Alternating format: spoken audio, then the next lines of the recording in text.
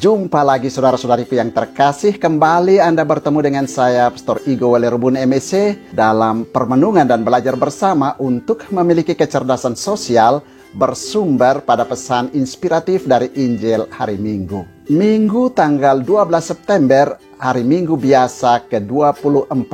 Injil Markus pasal 8 ayat 27 sampai dengan 35.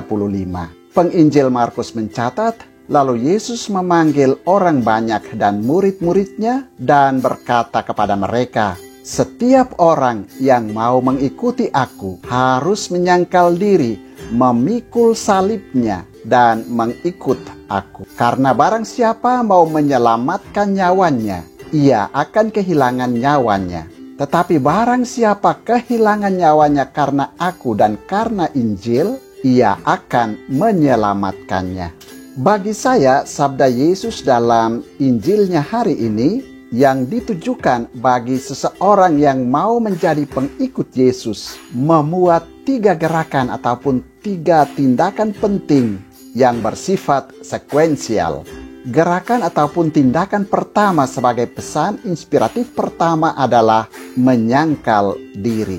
Yesus secara sederhana mau bilang kepada calon pengikutnya untuk belajar mengesampingkan apa yang menjadi kepentingannya sendiri. Belajar untuk tidak egois dan tidak egosentris. Tidak melakukan apa yang menjadi keinginan diri sendiri, melainkan belajar untuk mencari dan menemukan kehendak Allah, mengarahkan kehidupan pada apa yang menjadi kepentingan kerajaan Allah. Dengan kata lain, belajar untuk melakukan keinginan Tuhan. Dasar gerakan ini adalah karena keselamatan hanya berasal dari Tuhan. Karena itu kita manusia tidak bisa melakukan dengan cara kita sendiri. Maka Yesus minta kita kalau mau menjadi pengikutnya, kita belajar untuk melupakan kepentingan diri kita sendiri. Saya teringat akan catatan dari Injil Matius. Tetapi carilah dahulu kerajaan Allah dan kebenarannya, maka semuanya itu akan ditambahkan kepadamu. Demikian menyangkal diri adalah gerakan ataupun tindakan mengesampingkan keinginan dan kepentingan diri sendiri demi berfokus semata pada pencarian dan pelaksanaan kehendak Allah.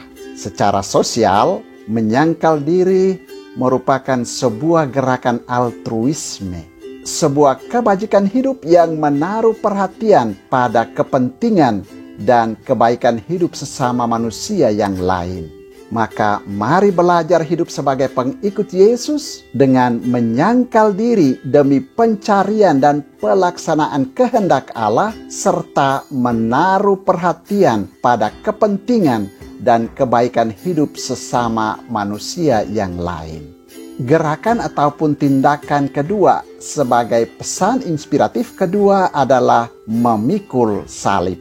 Mungkin kebanyakan kita sering secara sederhana mengerti salib sebagai beban-beban kehidupan yang dialami. Pertanyaannya, apakah arti atau makna memikul salib seperti itulah yang dimaksudkan oleh Yesus dalam sabda Injilnya ini? Untuk orang-orang yang hidup pada abad pertama, hukuman salib hanya dapat diartikan sebagai hukuman kematian. Orang harus memikul salibnya sendiri, berjalan ke tempat penyaliban dengan rasa malu dan derita yang sungguh mengenaskan. Tindakan memikul salib pada waktu itu lalu bermakna menanggung alat kematian sendiri sambil dihina, didera, dilukai sepanjang perjalanan sampai mati. Maka sabda Yesus memikul salib lebih bermakna atau berarti sebagai sebuah kesiapsediaan untuk mati sebagai pengikut Yesus. Sebuah kesiapsediaan dan kerelaan untuk menderita dan mati sebagai pengikut Yesus. Namun tekanannya bukan pada penderitaan, melainkan pada kematian. Kalau perhatikan lanjutan dari bagian memikul salib dari Injil hari ini adalah, karena barang siapa mau menyelamatkan nyawanya, ia akan kehilangan nyawanya. Tetapi barang siapa kehilangan nyawanya karena aku dan karena Injil, ia akan menyelamatkannya. Demikian jelas bahwa syarat memikul salib ada kaitan dengan kondisi kematian. Sebuah syarat dan panggilan untuk berserah penuh pada Yesus. Sebuah panggilan untuk setiap saat menganggap dan mengaminkan bahwa diri kita sudah mati. Seperti pengakuan Santo Paulus dalam suratnya kepada jemaat di Galatia. Sebab aku telah mati, aku telah disalibkan, namun aku hidup, tetapi bukan lagi aku sendiri yang hidup, melainkan Kristus yang hidup di dalam aku. Maka mari belajar untuk memikul salib dalam arti belajar mati dengan berserah dan bersatu pada Yesus.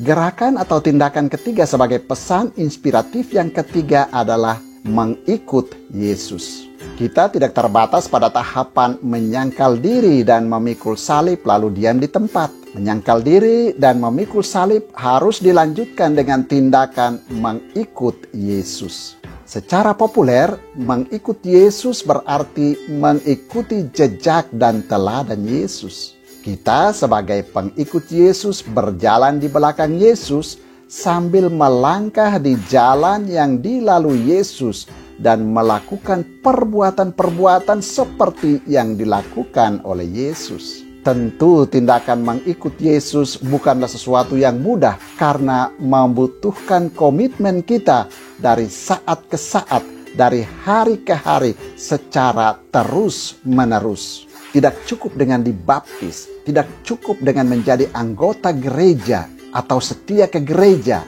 ataupun setia dalam pelayanan. Tidak cukup mengklaim diri sebagai pengikut Yesus hanya dengan aktivitas seputar liturgi altar, rajin ke gereja, rajin beribadat, dan lain-lain.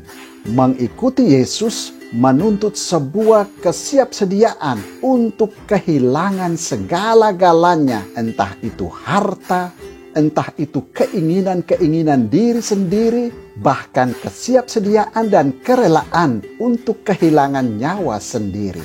Maka mari belajar untuk mengikuti Yesus dengan mulai berkorban dari hal-hal yang kecil dalam kehidupan harian kita.